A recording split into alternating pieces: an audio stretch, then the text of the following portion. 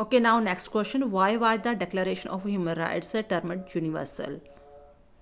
कि ये human rights declaration है जो, इसे सर्वव्यापी या यूनिवर्सल क्यों कहा जाता है? ये क्यों कहा जाता है कि ये सभी देशों में लागू होना चाहिए। अगर ये लागू होता है तो सभी देश में ये डेवलपमेंट आ सकती है। क्यों?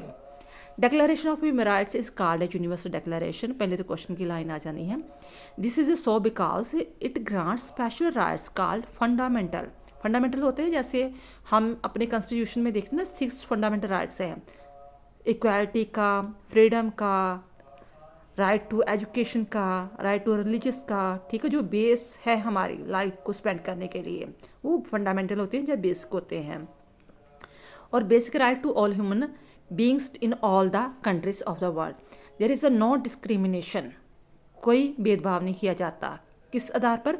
On the basis of the birth और status. Everyone is entitle to all the rights. Entitle होता है हर किसी को ये चीज़ दी जाती है। And freedom granted in the UN charter without distinction or superiority of political or economic status or opinion, sex, language, religious,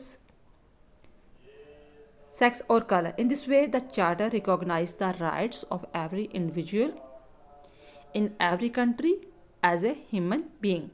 The observance of these rights and duties will end wars and barbarous acts. Barbarous होते हैं जैसे तबाही करने, जैसे first world war and second world war में बहुत ज़्यादा मनुष्यों की तबाही की गई थी। ठीक है, कईयों को बंदी बनाकर रखा था, गुलाम बनाकर रखा गया था, कईयों को धर्म के आधार पर जो अत्याचार किए गए थे वो कुछ नहीं होगा। The observance of this rights and duties will end wars and barbarous acts.